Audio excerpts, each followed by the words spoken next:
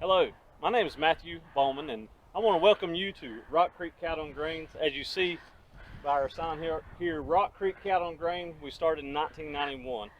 It was started really by my dad with a few cows, and from then uh, we acquired more land, uh, grew he grew his cattle herd, and then we got into the grain production.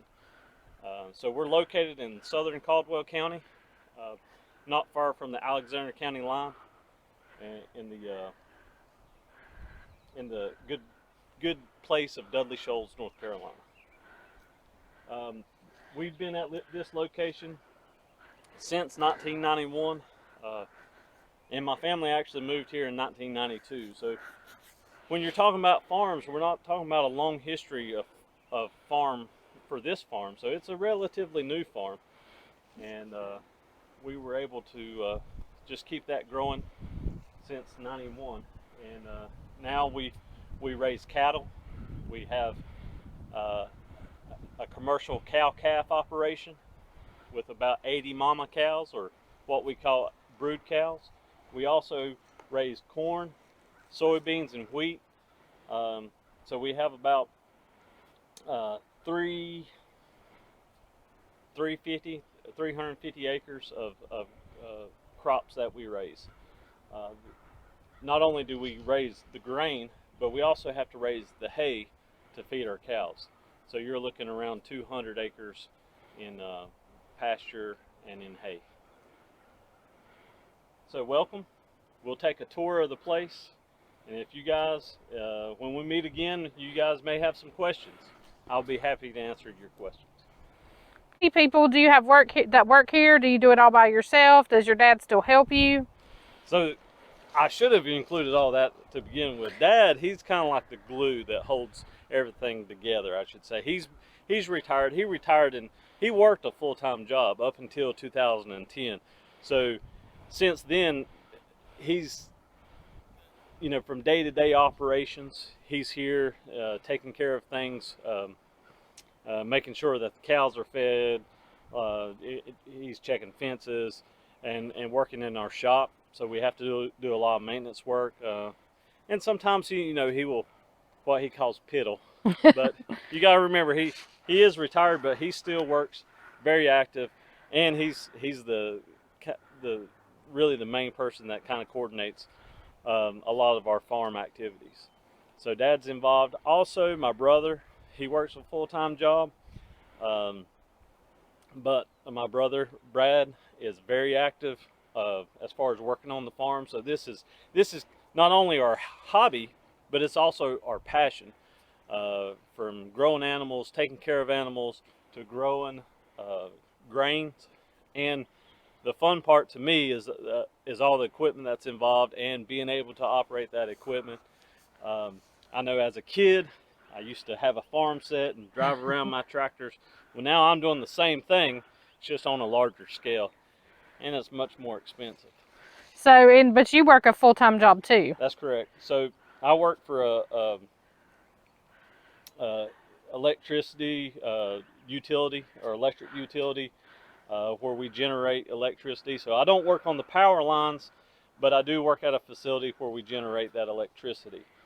Um, Typically, my work schedule there is Monday through Thursday. I work 4 10-hour days. I'm off on Fridays, so that kind of gives me Friday and Saturday to do things on the farm. Now, during our busy season, a lot of times it's day to day, we got to go. So like when we're planting or when we're harvesting, and we have to make, or if we have to make hay, and we got rainy weather coming, uh, it's really nice to have a job that is flexible, that if you need to take off, you can take off. And a lot of times I will schedule vacation just to kind of do some farm work, because again, that's kind of my hobby. That's what I really enjoy. Do you have an engineering degree? I do not. I did start off in engineering, but I never finished. No, Sorry. that's okay. No, but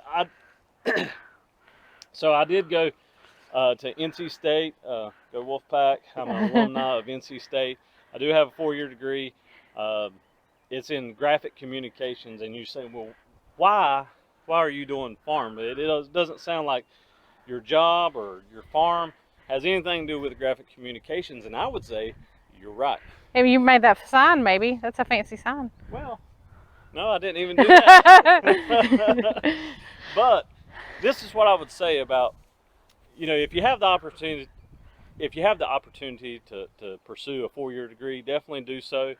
Um, Sometimes it's not following your passion. Sometimes it's being passionate about your opportunities. So opportunities came along, and that's what I pursued, and it's worked out.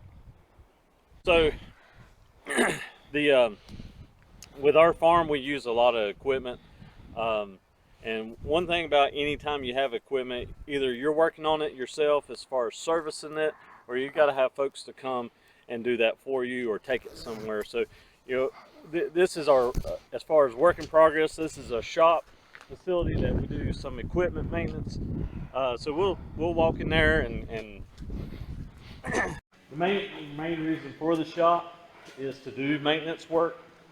If it's when you have any equipment involved in your operation, you have to make sure that it's always, taken care of. Just like your car or truck, the oil has to be changed.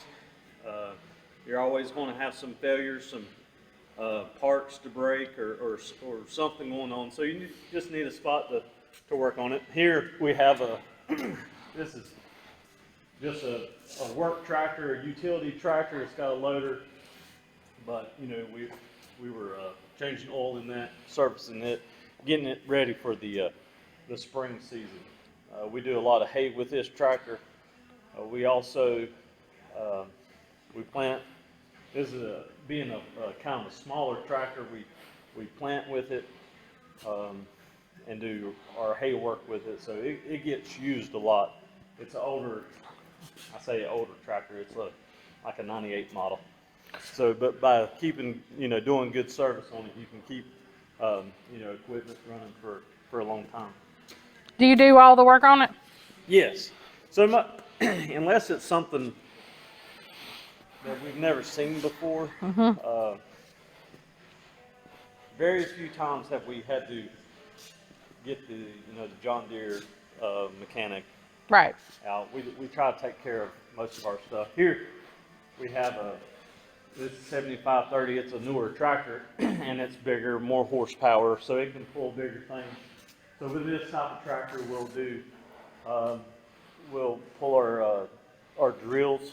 So that's our planter tractor, which plants 6 rows, but a drill would drill more.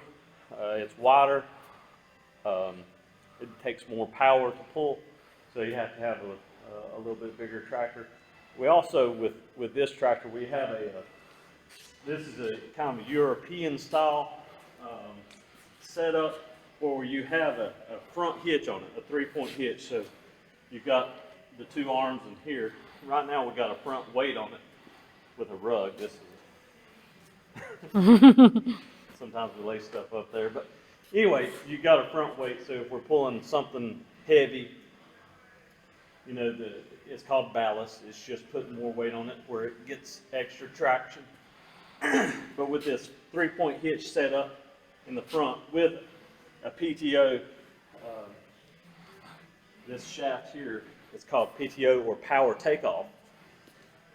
We can run some machinery on the front of this. So when we're doing hay, we'll actually put a mower on the front to cut out the width of the tractor, and we have a mower that attached to the back that cuts to the side. Oh. So you'll be cutting the tractor out plus on the side. So it takes like half the time. Yes. So instead of cutting 9-10 feet, you're cutting like 18 feet at a time. So that really helps. Getting your hay or getting your crop down. And with hay, it's all about drying. So the quicker you can get it down, the quicker it starts drying. And so it just really kind of speeds up that process. Then when you I know you flip it or disc it or not disc it, but so right kick here it or whatever. beside of us, this is called a tedder. and these wings will let down, and so this will kind of stir that hay up, or and also it fluffs it up. So when you mow the hay, it's kind of Flat. flat down on the ground. So that you'll come behind mowing it, pulling this, and it lifts the hay up and spreads it out. So it's just like anything else that you're trying to dry, like your hair. You know, You're pulling it out. you're Yeah. pulling it out, you're spreading it out. Well, it's the same way with hay. You're lifting it up, you're spreading it out, trying to get that drying time down where you're not waiting all week. Especially in this part of the country, this part of the state, how the weather's been. You may only have 4 days that's dry, that's sun. So you got to get it down and get it dried and get it built up within that a lot of time. So does that do the whole 18 feet, or does it, or you just split the difference? Yeah, this will do like 17 and 18 feet, something like that. But now with this, it's not critical that It doesn't have to be perfect. Yeah. Right, that you're running exactly where you mowed. You know, you can drive all over the field with this, but you really want to try to get that crop or the grass lifted up off the ground somewhat. How many cuttings do you all get normally in a year? With us, average year with the rain, we just get 2 cuttings. You know, we'll get a spring cutting. We try to get that early enough. Really, with fescue is our main hay crop, fescue with orchard mix in it. But as that head emerges, is when you need to cut it. And so we're looking at late May on that. So late May, early June, we'll try to cut that. After that head emerges, you'll start losing some nutrition in your hay. So, you know, with raising beef cows, you want to have as much nutrition in your hay where you're supplying your animals with the proper nutrition. So, you know, we'll cut in the spring. We'll also go back late August, 1st of September, and get a second cutting. So not only do we raise cows, beef cows, but we also raise grain, wheat, soybeans, and corn. And the wheat that we grow, that's going to be our first crop coming up in this year. So that wheat, we try to raise a good quality wheat that it could be milled into flour, and we'll show you that a little bit later on. With our crop fields, we rotate those crops. So one year we'll plant wheat or have wheat, harvest the wheat, and then right behind the harvest, we'll go in and plant soybeans. Then when the soybeans come off, we'll plant what's called a cover crop, which its only job is to really cover the ground, keep something growing there, and to hold the topsoil until we're ready to put something into the spring. So if we plant a cover crop, we will leave that until about mid-April, and then come in and plant corn through that cover crop. And before the corn comes up, we'll go in and terminate or kill the cover crop. And so all that just, our operation is completely no-till. So we don't ever plow, we don't ever turn that soil. We'll leave everything, all the organic matter or organic material, and all the residue, it stays on top of the ground. And that just, it really kind of, it acts as a blanket and protects that soil. So, you know, here with our land not being flat like they are out west, with us having rolling hills and some steep hills in some areas, we have to protect as much topsoil, and we don't have a lot of topsoil in this area. You know, we only have about 6 inches. Right. So you got to really protect everything. So when it rains, if you don't have something there, it rolls away. That's right. That's right. So if it's just bare ground, so here, like where some work's been going on, where it's bare ground, you can see where, you know, water has washed But if you have something on it, if you have something growing, those roots are really, you know, they Right. run down through and they hold the ground in place, the topsoil in place. So that's really what we try to do with cover crop. Now what we have here is wheat. This will be wheat that we harvest for the seed, and the seed is then processed or milled, and that's where we get flour or pancake mix. I like pancakes. Yeah, me too. So, but flour, you know, for making bread or donuts. Donuts are really good too. Yeah. Cinnamon rolls. Cinnamon rolls, that's good. So this wheat, right now it looks like, oh, this looks like really, really green grass, but this is actually wheat. So we'll feed this, we'll put a little bit more nutrients on it.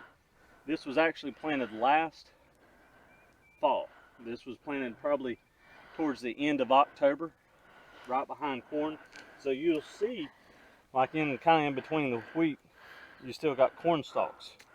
So that was the last crop that was here before the wheat. So we'll come in right after we harvest the corn. We'll try to chop up those stalks, and then we'll plant our wheat. So this wheat is planted, it comes up, and then over the winter, it gets cold. It's got short days, so it just kind of, you know, sits there. And then as soon as it starts warming up and the days get longer, you'll see it start growing again. So they call this winter wheat. So you actually plant it in late fall, and it stays there over the winter, and then come on up or grows on up in the spring.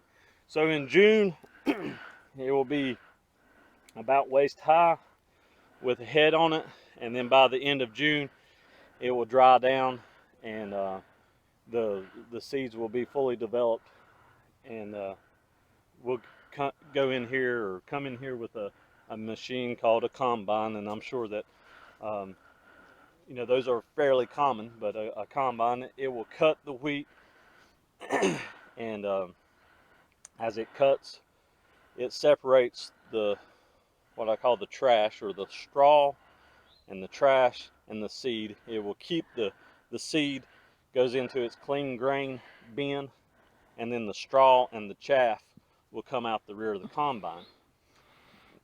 Another thing that we do with that, so we have this waste, we call it a waste product. It's really good to go back on the ground, but you can also take that and bale that and sell it. A lot of times hardware stores will have straw bales. People sow their yards with it, make gardens with it. We'll use it for fall decorations a lot of times. So we'll take that and bale that straw up and then sell that to the hardware stores. So this is winter wheat. We'll harvest this late June, and it's used to make flour. So this is what it looks like when it's young. And Then when you harvest it, you do a second crop? yes. So that's a very good question. So after we harvest this wheat, which is in June, we still have a good growing season that's left. So we'll come in right after this and plant soybeans. And the soybeans, we'll get those planted by the first week in July, as long as they're planted by then. The variety that we normally plant, they will mature by the time the frosts come, and so that's really what we're looking at. So really between late June, early July, the soybeans are planted. They'll germinate, they grow, and they'll continue to grow, and then in late summer, you know, by that time they will have pods. The soybean will be in the pod, and they will dry down, and we'll harvest those late October. So then where do they go? What do you do with them? Okay, that's a good question. So soybeans, I cannot name all the uses that we use soybeans, but if you look at about anything that you eat, it's got something soy in it. So most of the time the soybeans are used for oils. There's soybean meal that they use for animal feed, all kinds of soy products. But those beans, we typically, the beans, we'll take them, either we'll sell them through a broker, but we'll basically go through to a processing place and sell those beans, and that's where they process those beans and They sell them make to all whoever different needs them. products out of those. And you said the wheat is processed in Newton? Yes. So the wheat, our local mill is in Newton. So if you go to the store and you see a flour bag of Southern biscuit, if you look, it's been milled in Newton. So that's it was Mid-State Mills, and now that's been bought out. So a few years ago, that changed over to Wrenwood Mills, and that's where we take this wheat to. If the quality isn't good enough for flour, then you have to sell wheat for chicken. I say chicken, or what they call feed wheat. They take that wheat, the quality's a little lower, and they put it in animal feed. Most of the time it's something like chicken feed, but It's still cool. so we try to raise the good stuff. That goes in the biscuits. That goes in the biscuits. That's right. So what we have here is what we call a no-till drill. We use this to mainly to plant wheat, or if we decide that we want to plant grass. But it's no-till, meaning I don't have to plow or till my field. If we plow or till around here and we get a hard rain like we did the other day, all that topsoil is going to run off into our rivers and streams. And it's just, we've got to protect our soils. So what this piece of equipment does, you've got a cutting coulter, and as you see, it's a real sharp. We use a wavy disc that opens the gap a little bit more, but this will go into the ground and cut a line, a gap into the soil. But I'm not tilling between here. There's no disturbance of the soil between these blades. So where this cuts, the drill part, which is here, the seed is in this tank. You have a set of meters here, and so all this is ground driven. You see the chain moving here. So that turns your meters, and that's actually dropping the seed down this tube. So here, there's two discs. They're a little offset of each other, but these are called your disc openers. They run into that little ditch you cut up by your cutting coulter, and it opens that ditch up. So they run in a way, it's a V, opens that up, the seed drops down into the V. You've got this is called a seed firmer that keeps that seed down into the bottom of the V. And then you got a press wheel or a closing wheel. This, since it's just a straight wheel, that's called a press wheel, and it just packs the dirt back on top of that seed. And as you drive along, it's basically, it makes the row, it drops the seed, it covers it up. Right, all in one pass. So this drill here is 12 feet wide. So that's another thing. A lot of our equipment is wider than the road.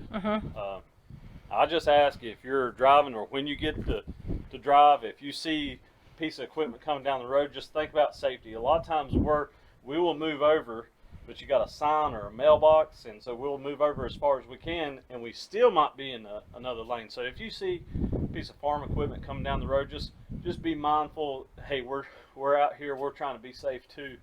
Just be mindful, and you may have to pull off the road to let us by. And you can't always load all this up on a trailer and take it somewhere. You have to pull it behind the tractor. No, a lot of times when you get anything really over 8-9 foot wide, you're going to have to pull down the road and not on the trailer. So these are just grain bins, and I say just grain bins. The purpose is when we're harvesting and we need to store the grain somewhere. When we're harvesting, we're in the fields, we can only keep so much on the combine. Then we have to dump the combine, or the grain that's on the combine, we'll have to put that in something else, another container. Most of the time it's a truck. So we have couple grain trucks in that shed. Well, they have to take it somewhere. So either you're left with taking it directly to the market, or you have a grain bin that you can put it in. So we use an auger. This is an old short auger, but it would serve the purpose for a bigger truck. So all the auger is a shaft with sliding on there. It's like a screw.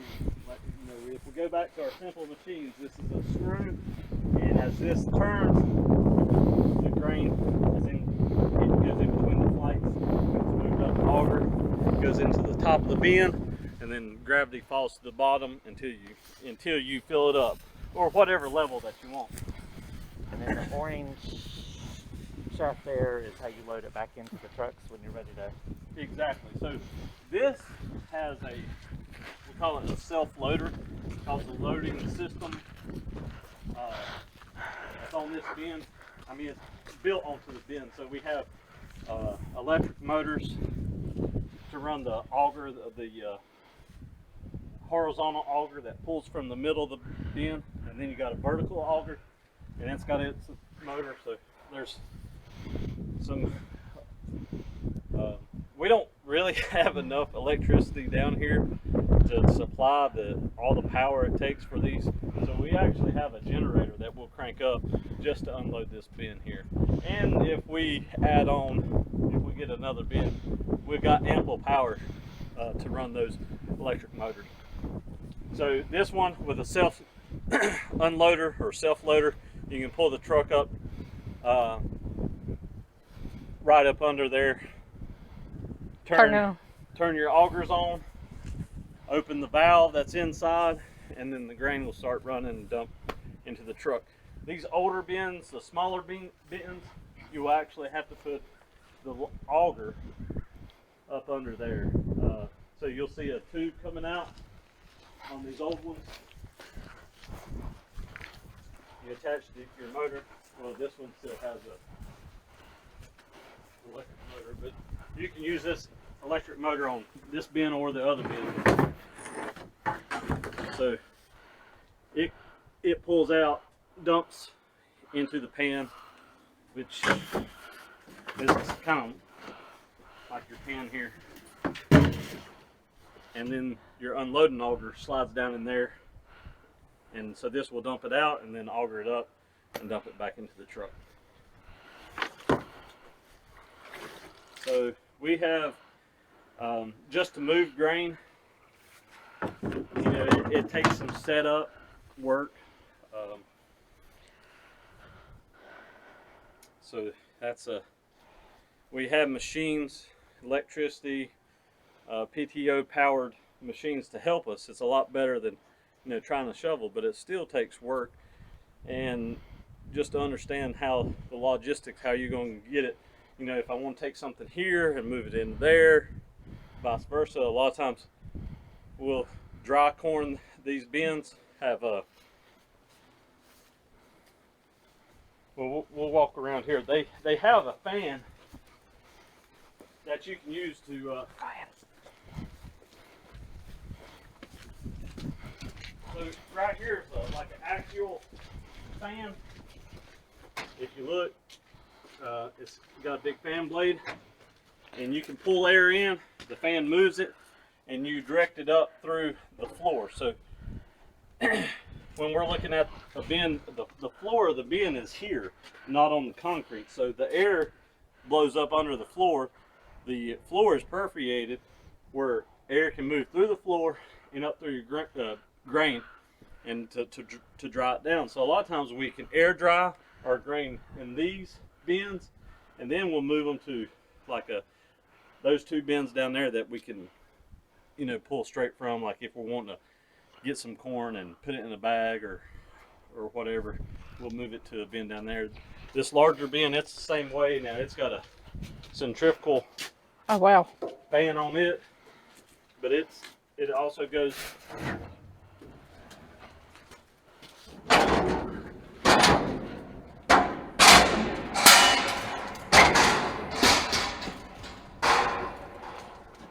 if you want to climb in here, really have good singing voices, this would be an awesome place to sing. That's But right. I don't have good at singing voices. You got to be tall to get in here. Yeah. Okay. But anyway, this is the inside of a grain bin. As you see, there's tiny holes in the floor. And so that air, turn the fan on, and the air comes up, blows through this floor, and then goes all the way up, and then you see in the ceiling. There's a huge fan. That's where the air, if you're blowing air in, you gotta let air out. And so that's where the air goes. So while we're here, we were talking about soybeans. And you might say, what in the devil is a soybean? Well, right here, I wish I had it on the plant, but this is what's inside of a pod, of soybean pod. And that is a soybean. And that's what of course, that's what we've stored in here the last, is the soybeans. So there's a lot of different uses for soybeans. Most of it gets processed into oils, or a lot of it gets used into feed or food, but a lot in oils. A lot of soybean meal and soybean oils. So if you eat like a veggie burger, most likely it's got soybean in it. Yes. Yeah. So I'm gonna say the plant-based, Impossible, all that stuff. The Impossible Whopper. It's made for this. Do what? The Impossible Whopper. Yeah. So you know, they can do a lot of things with this bean. The outside I was showing you, I call it a valve. It's a gate. But when I turn on the auger is actually underneath the floor. And then when you open this door, the grain will start going down into the auger. Now, you'll see this auger, and this is called a sweep auger. It pivots on this gearbox here, and it runs. Oh, it comes around. So as we're emptying this bin, at some point, you're going to have an inverted V or inverted cone of grain in here, and no more is going to go down into the gate there. So we'll turn on the sweep auger, and it will auger the rest of this inverted cone into the middle here, and then it will sweep, and then we'll come in here, take up a room or something to try to get all the rest of it up. In these two bins we keep wheat and corn to bag out, but I was going to show you, these are wheat seeds, and some's been cracked, but that's what we'll take to the mill just like that, and then they'll grind that, and when you grind it, that's what turns into flour. So that's wheat. That's cool. And a couple kernels. When we harvest corn, when we combine corn, that's what the corn, you know, this is pretty much straight out of the combine. So that's just, you know, each kernel. And the combine pulls it off the cob. Yes, the combine pulls this kernel off the cob. And shoots the cob back in the field. And puts the cob back in the field. And so this is all that's left that's in your combine, is these kernels.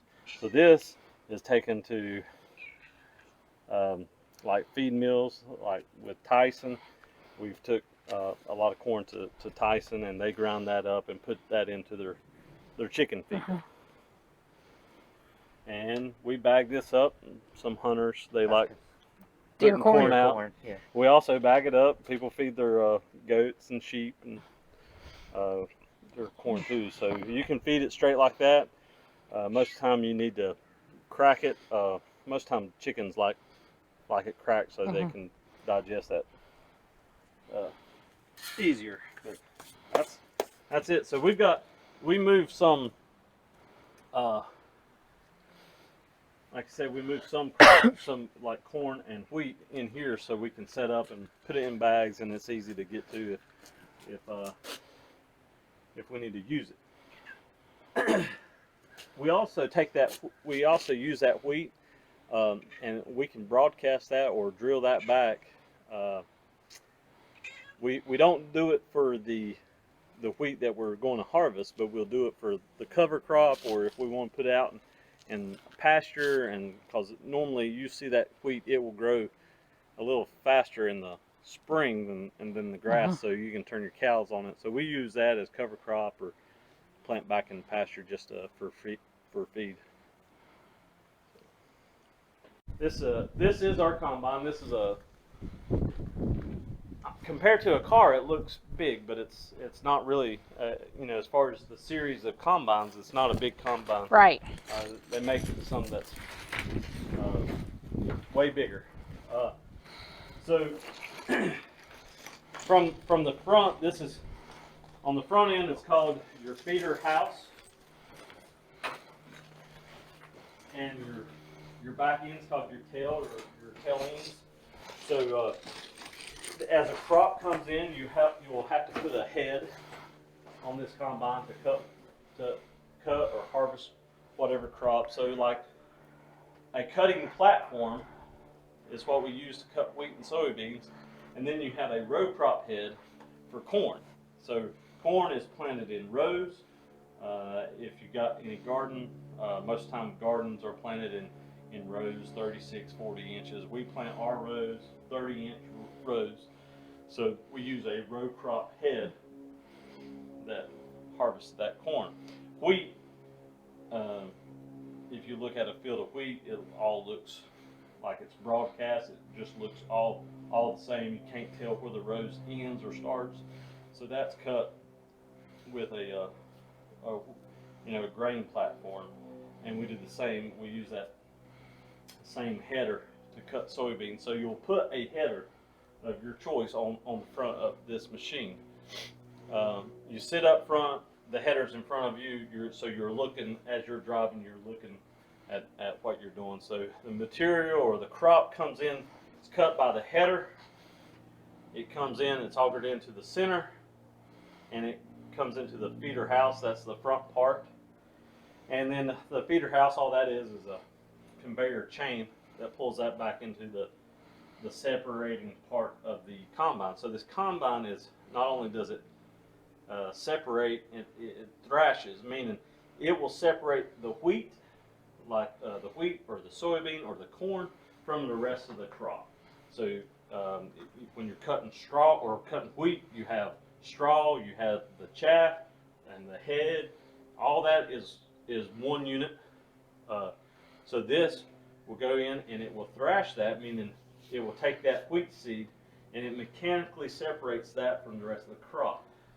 So it goes through a separation portion, and then back here towards the back, it uses air to blow the trash or the chaff away from the seed. So when it gets the seed, cleans the seed, and then it puts the seed up in the tank, and you'll see the top of the tank in this octagon looking piece up here, well, hexagon, I should say. I need to know in that geometrical shape. Yeah, my geometry. I should know geometry, but I think that's a hexagon, or maybe an octagon. 6 sides, right? Not 8. So anyway, takes a clean grain, puts it up there, and then all the rest of the material comes out the back of the combine. So the chaff and the stalk and all that is left behind. Yes. And so when you drive this away, you're just left with the seeds. That's correct. So we cut, cutting wheat, we're cutting the stalk and the wheat head all together. When it comes out the back of the machine, the seeds, what we would save for the flour to make the flour, is saved in here, and everything else is dumped out the back into the field.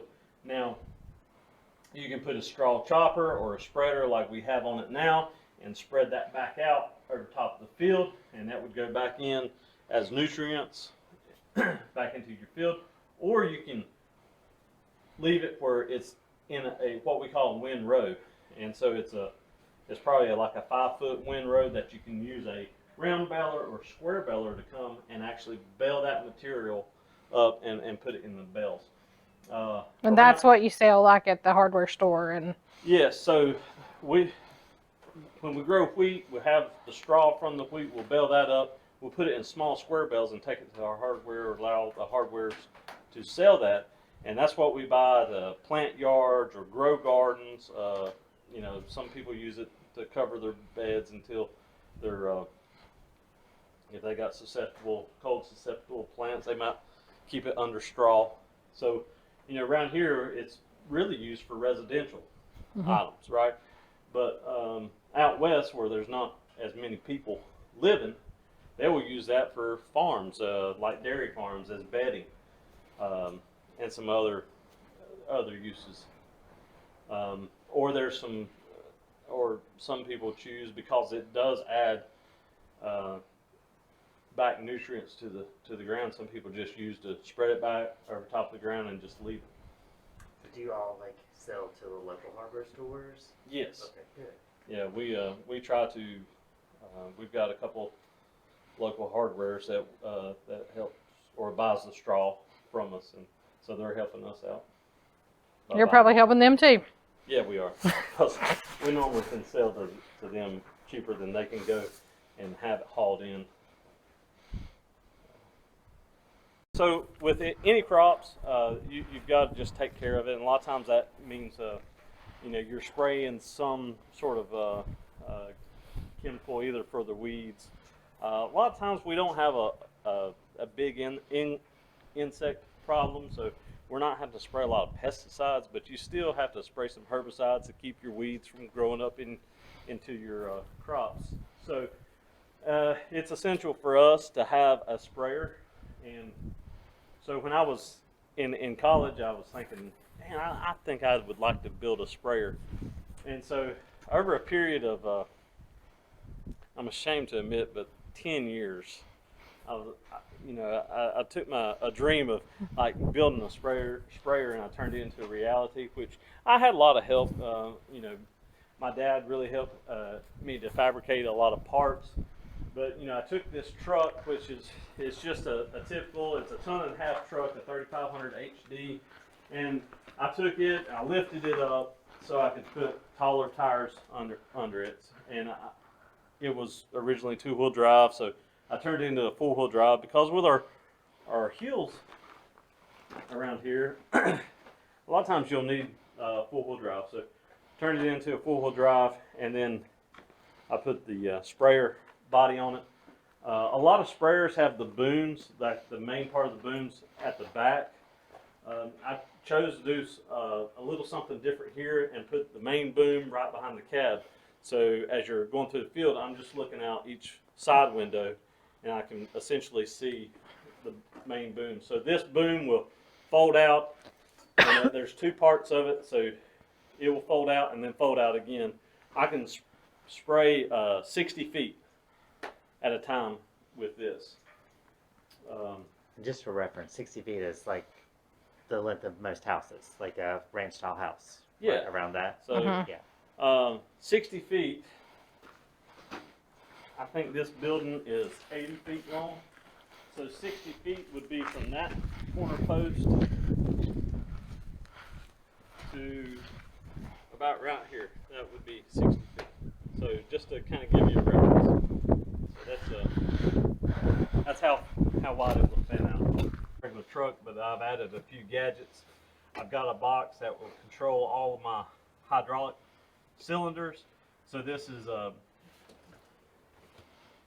this actually controls a solenoid block, which you have these electric solenoids, 12-volt electric solenoids that will open and close to allow hydraulic fluid flow, and that's what actually opens or spreads the boom out. You have your spray controller, which these switches here 1 through 9, that's just different sections or different boom sections. So I've got mine in actually 7 main boom parts, and then I have what's called an end row or fence row nozzles, which is 1 and 9. So I've got a nozzle that will squirt or shoot straight out, like to a fence or over a fence or into the woods. So I can control that with 1 and 9, but the rest of the boom is split up in 7 sections. And then you got a master switch, and all this is touch screen if I turned it on. And this unit here is your GPS. So this shows, you know, where when you start spraying, it will show where you're spraying and where you stop spraying.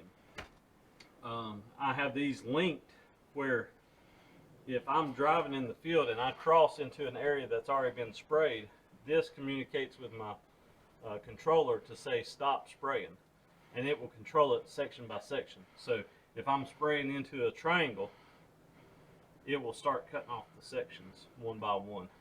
And so this reduces how much we're actually putting out, or I guess overspraying. And it eliminates waste. It makes it more economical. Well, and it doesn't put out extra, so it doesn't pollute anything that. That's right. So the monitor, there is a flow meter that shows exactly how much I'm putting out. I'll put my setting if I want to spray. You know, typically I spray 15 gallons to the acre. That's all I spray. And that's not even chemical. That's just the solution. How much solution I'm Water and chemical mixed together. Right. So I'm only putting out 15 gallons of solution per acre, which 15 is nothing. Three buckets. Yeah. You know. So this is a straw bale that we bale.